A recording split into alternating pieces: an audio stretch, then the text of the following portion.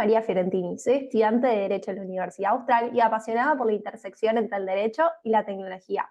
Actualmente soy pasante legal en LOTEM, un estudio jurídico que se especializa en derecho y tecnología, con clientes como TikTok y Airbnb. Además, soy Project Manager en Mujeres en Cripto, que es una comunidad que busca incentivar la participación femenina en el ecosistema de Web3. Y cofundadora de Mujeres en Derecho, una comunidad de la que ya hablaremos más tarde.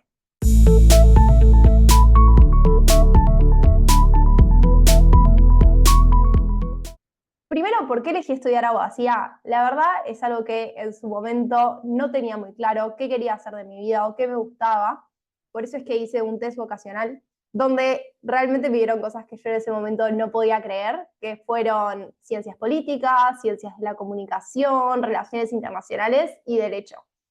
En ese momento yo estaba pensando en estudiar biotecnología, que no era algo tan relacionado al derecho, pero bueno, ahora mirando para atrás tiene sentido, porque hoy en día lo que me interesaría dedicarme es derecho y tecnologías, así que algo relacionado estaba, pero me di cuenta que la verdad es que no quería estar toda mi vida en un laboratorio o haciendo investigaciones sobre cosas, sino que me interesaba ese contacto con lo humano, el contacto constante con la gente, con ese cliente que tenía del otro lado y el realmente poder ayudar desde ese lado. Entonces, eso fue lo que me llevó, digamos, en última instancia a tomar la decisión de estudiar Derecho. Sumado al hecho de que hice el curso de ingreso en la Universidad Austral y la verdad que me encantó cómo dieron los temas, me encantaron los profesores y eso me llamó y me interesó tanto que, bueno, terminé estudiando en esa universidad. Y por otro lado, ¿qué diferencial creo que mi generación va a traer al derecho y a esta ciencia jurídica? Yo creo que un montón de cosas. Desde que entré a ese curso de ingreso es que me vienen enseñando que el derecho es un arte. Y la verdad es que creo que eso es real. El derecho es más allá de solo leer la norma, sino que implica interpretar esa norma, implica saber aplicarla, implica que si yo mañana quiero ir a ejercer a otro país, entonces que yo pueda leer esas normas y realmente poder interpretarlas y llevarlas a la vida, digamos. Y ese entendimiento de que el derecho es una rama súper creativa y que no es solo el aprender las normas, digamos, al principio no se tenía. Y es algo bastante reciente que hoy en día yo creo que mi generación lo tiene muy internalizado. No digo que otras generaciones no lo tengan, pero sí es cierto que nuestra generación, digamos, ya fue criada con esa conciencia. Entonces, eso por un lado, el entender que el derecho es un arte en sí que requiere un montón de creatividad, por más que al principio no lo parezca. El saber cómo adaptar una norma, cómo acoplar algo a lo que el cliente quiere o cómo hacer algo que el cliente quiere, que quizá es difícil de interpretar. Y por el otro lado también las tecnologías. La realidad es que nuestra generación nació con la tecnología y la tenemos incorporada. El hecho del celular, la computadora, el saber cómo manejarlo, es algo que otras generaciones realmente no tienen porque no crecieron con eso. Y es normal, porque obviamente cuando somos más chicos nos es mucho más fácil aprender que cuando somos más grandes. Entonces, el haber nacido con eso ya nos da una ventaja competitiva mucho mayor. Y de hecho hoy en día ya está sucediendo, esto lo he conversado con varios socios o con varios abogados, que ellos al momento de contratar a un pasante tienen en cuenta el tecnicismo y el que conozcan de tecnología. E incluso se está dando como una inversión en los roles. Antes era siempre el abogado que ya formaba parte del estudio jurídico que enseñaba a ese pasante.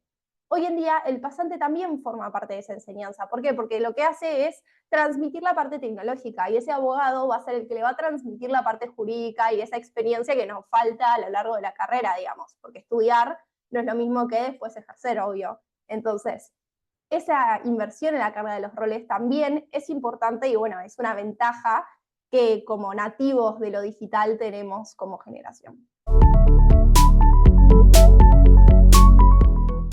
Bueno, esto es algo que a mí personalmente me costó un montón aprender, cómo bajar eso complejo y ese lenguaje jurídico a lo simple y llano.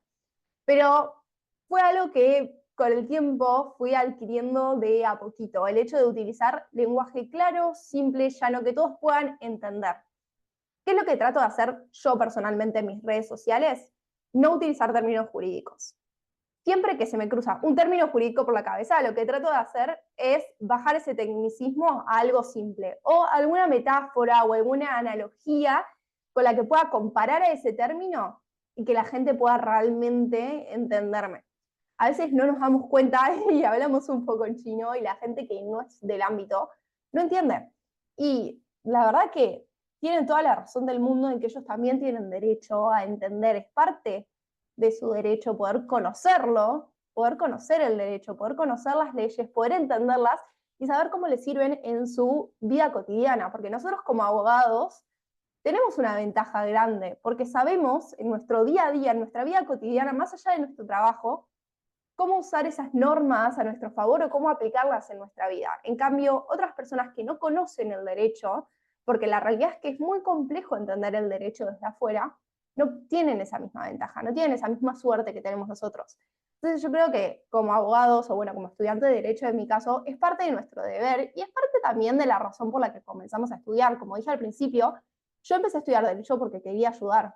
Entonces, parte de ese querer ayudar es el decidir que quiero que la gente comprenda cómo todas estas leyes, cómo todos estos plexos normativos funcionan y cómo le pueden servir en su día a día.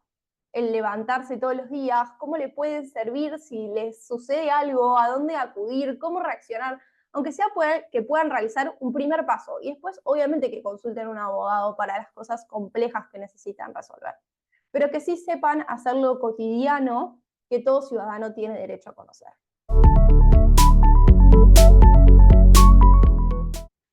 Bueno, las redes sociales cada vez tienen una mayor importancia y relevancia en la formación de la opinión pública. Yo creo que hoy en día la opinión pública se basa en redes sociales. De hecho, uno si se pone a mirar los noticieros, yo tengo el hábito de que cada vez que almuerzo miro un rato el noticiero y muchas veces cuentan, en Twitter se está diciendo esto, en Instagram se está diciendo lo otro. Entonces ya vemos que en el mismo noticiero se cuenta la opinión pública que está sucediendo en las redes sociales. Así que la realidad es que hoy en día eso termina influyendo incluso en muchos casos. Tenemos el caso de Fernando Báez Sosa, que fue hace muy poquito, donde las redes sociales y la opinión social terminó impactando un montón en esa sentencia o dictamen jurídico que hubo después. Entonces, es la verdad que hoy en día las redes sociales un medio de formación, de opinión constante. Incluso es súper peligroso. ¿Por qué? Porque hoy en día, como dije, así como mi generación tiene la ventaja de que somos nativos digitales, también es nuestra mayor desventaja, porque estamos muy acostumbrados a utilizar las redes para informarnos también. Y hoy en día, con fenómenos como lo son las deepfakes, por ejemplo, las fake news cada vez, las noticias falsas cada vez se divulgan más y cada vez es más difícil poder darse cuenta qué es verdadero y qué no. Entonces es súper importante que aprendamos a investigar, a corroborar las fuentes, a ver de dónde sale esto. Bueno, esta persona es verdad, tiene competencia para decir lo que dijo, de dónde lo sacó, o preguntar mismo, ¿de dónde lo sacaste? A mí muchas veces me sucede que yo publico algo en Twitter y lo hago rápido en las corridas del día a día y no me doy cuenta que quizá me olvidé de poner el link a la fuente. Entonces digo, bueno, lo cité de la ley, por ejemplo, pero no pongo el link. Entonces, las personas me preguntan, ¿me das el link así lo leo? Y yo obviamente que siempre proveo esos links. Y siempre está bueno tener esa costumbre de, leo algo, bueno, pasame el link, a ver de dónde lo sacaste y voy a investigar la fuente. Y de la fuente quizá me deriva en otro lado. Y en ese proceso quizá me doy cuenta que lo que dijeron no tenía nada que ver. Entonces hay que tener mucho cuidado en esta era también con la desinformación, porque así como se genera la opinión pública en las redes sociales, muchas veces esa opinión pública está equivocada. ¿Por qué? Porque se basó en desinformación que venía desde un principio de esa misma red social.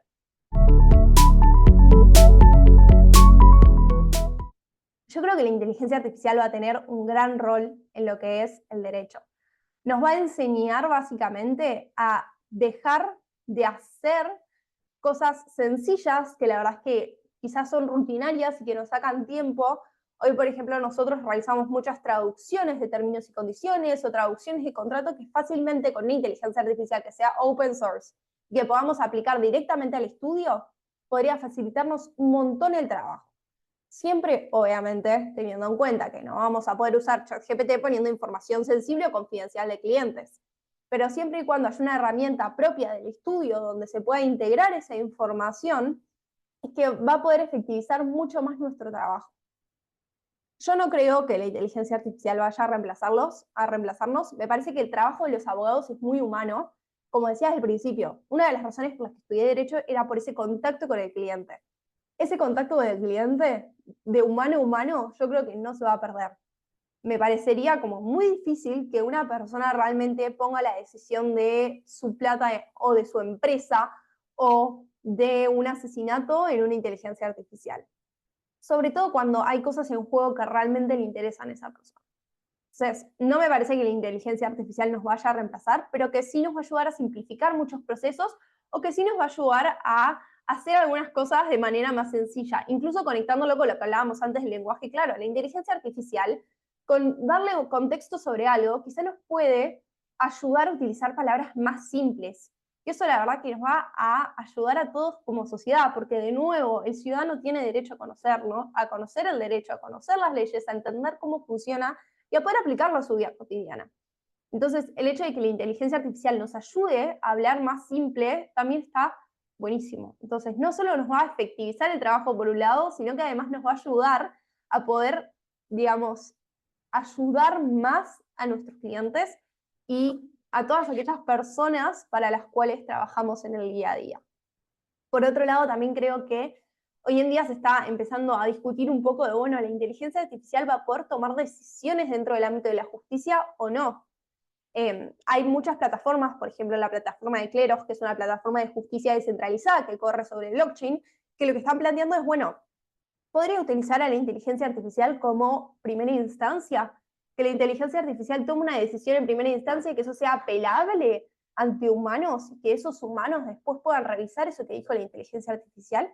Son todas discusiones que hoy en día se están viendo y que la verdad que va a ser súper interesante analizarlas jurídicamente y pensarlas entre todos para ver a qué solución podemos llegar para que la justicia sea más efectiva y para que nuestro trabajo como abogados también sea más efectivo.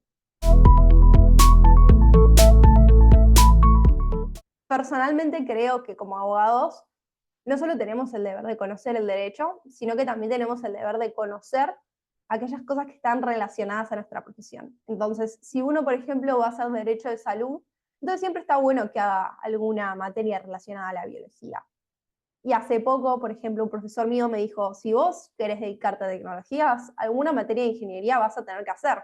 Te guste o no, quieras hacer programación o no, algo tenés que hacer. ¿Por qué? Porque yo no puedo hablar de inteligencia artificial sin saber realmente cómo funciona la inteligencia artificial. Yo no puedo regular la blockchain si realmente no sé cómo funciona técnicamente la blockchain. Entonces, esos tecnicismos y ese conocimiento va a ser importante para que podamos vivir en este nuevo ámbito de la tecnología. Obviamente no es importante que todos conozcan técnicamente cómo funciona la inteligencia artificial o cómo funciona técnicamente la blockchain. Si uno lo va a utilizar, es importante que lo conozca. Entonces, creo que lo que primero tenemos que hacer es desconstruir esa idea de la tecnología viene a reemplazarnos, la tecnología no es buena, no está bueno utilizarla, todo lo contrario, hay que conocer los límites de la tecnología y por el otro lado, saber utilizarla a nuestro beneficio.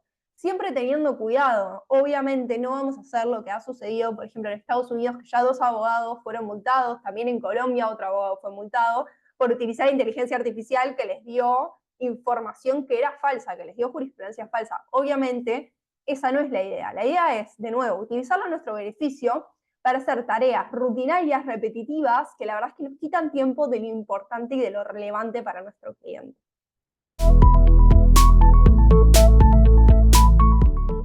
Mujeres en Derecho básicamente es una comunidad de mujeres apasionadas por el derecho, que nació como un club de derecho en la Universidad Austral, que hoy en día la verdad es abierto a toda mujer que quiera sumarse. Si les interesa sumarse pueden ir a nuestra página web, que es mujeresenderecho.com, y ahí van a encontrar el enlace al grupo de WhatsApp, el enlace a nuestras redes sociales, tenemos Instagram, Twitter, LinkedIn, pueden seguirnos por ahí e ir enterándose de los encuentros.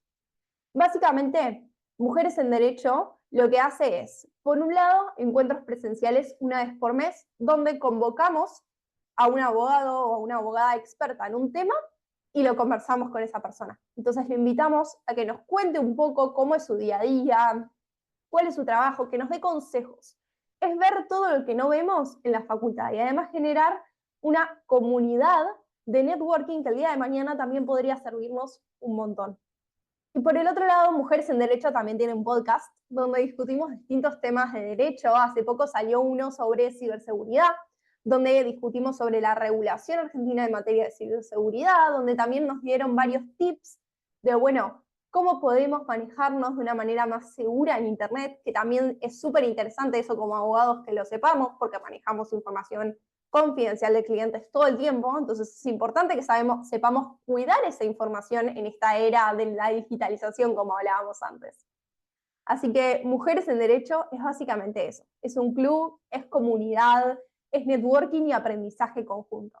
Los invito a sumarse de que, si les interesa, métanse en nuestra página web, entren al grupo de WhatsApp y cualquier duda que tengan sobre el grupo, sobre el podcast, sobre los encuentros, cómo participar, la pueden hacer por ahí y les vamos a contestar con todo gusto. Muchas gracias por haberme invitado a esta entrevista. La verdad que para mí fue un honor y les envío un saludo a todos. Si quieren seguirme, pueden seguirme en mis redes sociales, @mariafiorentini en Twitter, @maryfiorentini en Instagram, o si no, simplemente podemos conectar en LinkedIn y conversar de lo que les interese. María Fiorentini en LinkedIn. Muchas gracias y saludos a todos.